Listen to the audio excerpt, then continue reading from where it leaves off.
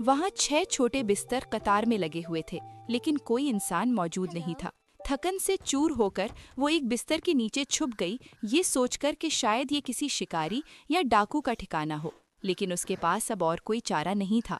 अभी रात पूरी तरह छाई भी नहीं थी कि अचानक हवा में परों की फड़फड़ाहट सुनाई दी।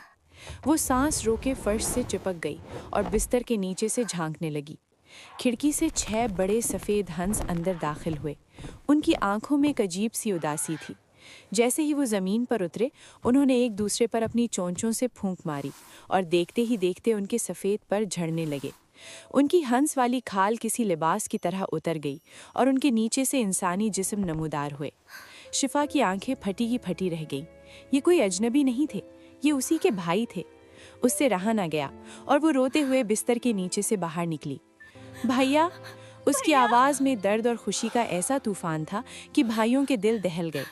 वो उसे देखकर खुश भी हुए, लेकिन अगले ही लम्हे उनके चेहरों पर खौफ छा गया। ये डाकुओं का ठिकाना है। अगर उन्होंने तुम्हें देख लिया तो वो तुम्हें मार डालेंगे। मुझे अपनी जान की परवाह नहीं, मैं तुम्हें इस हाल में नहीं छोड़ सकती।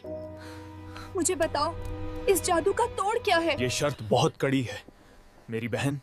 हम सिर्फ रात के 15 मिनट इंसान रह सकते हैं, उसके बाद हमें फिर हंस बनकर उड़ना पड़ता है। हमें आजाद करने का सिर्फ एक ही तरीका है, लेकिन वो इंसान की बर्दाश्त से बाहर है।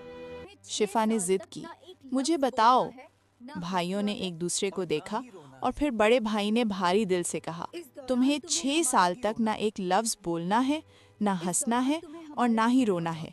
इस दौरान तुम्हें हमारे लिए सितारा फूलों से 6 कमीज़ें बनानी होंगी। अगर तुमने एक लफ्ज भी बोल दिया या मुस्कुरा दी तो तुम्हारी सारी मेहनत बर्बाद हो जाएगी और हम हमेशा के लिए हंस ही रहेंगे।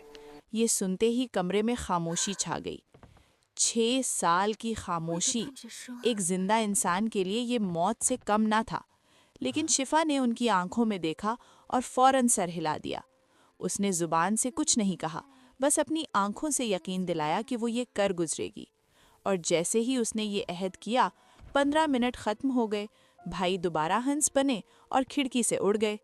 वो फिर अकेली रह गई, लेकिन अब उसके पास एक मकसद था। अगली सुबह उसने झोंपड़ी छोड़ दी, क्योंकि वो जानती थी कि वहाँ रहना खतरे से खाली नहीं। वो जंगल के सबसे ऊंचे दरख्त पर चढ़ गई और वहीं शाखों के बीच अपना बसेरा कर लिया। उसने जंगल से सितारा फूल जमा करना शुरू किए, जो देखने में तो खूबसूरत थे, लेकिन उनके तने सख्त और खारदार थे। जब वो उन्हें तोड़ती और धागा बनाती तो उसकी नाजुक उंगलियां छिल जातीं, खून निकलता, लेकिन उसके मुंह से एक सी तक न निकलती। दिन गुजरते गए, हफ्ते महीनों में बदल गए। वो अकेली उस दरख्त पर बैठी रहती, बस कमीज़ें बुनती रहती, न किसी से बात करती, न हंसती।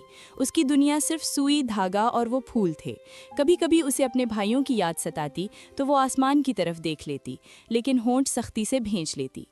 एक दिन उस मुल्क का बादशाह इसी जंगल में शिकार के लिए निकला। उसके शिकारी कुत्तों ने उस दरख्त को घेर लिया जिस पर वो बैठी थी। शिकारियों ने ऊपर देखा तो हैरान रह गए। पत्तों के दरमियान एक ऐसी लड़की बैठी थी जिसका हुस्न जंगल की वैरानी में चांद की तरह चमक रहा था। उन्होंने उसे आवाज़ दी, नीचे आ जाओ, हम तुम्हें कुछ नहीं कहेंगे। लेकिन उसने कोई जवाब नहीं दिया, बस खामोशी से अपना काम करती रही। जब उन्होंने इसरार किया तो उसने अपने गले से सोने की जंजीर उतारकर नीचे फेंक दी ताकि वो उसे लेकर चले जाएं। लेकिन वो ना माने। उसने अपना कीमती कमरबंद फेंका, फिर अपने जेवरात। लेकिन बादशाह का तजस्सुस बढ़ता जा रहा था। शिकारी दरख्त पर चढ़े और उसे जबरदस्ती नीचे उतार लाए। तुम कौन हो?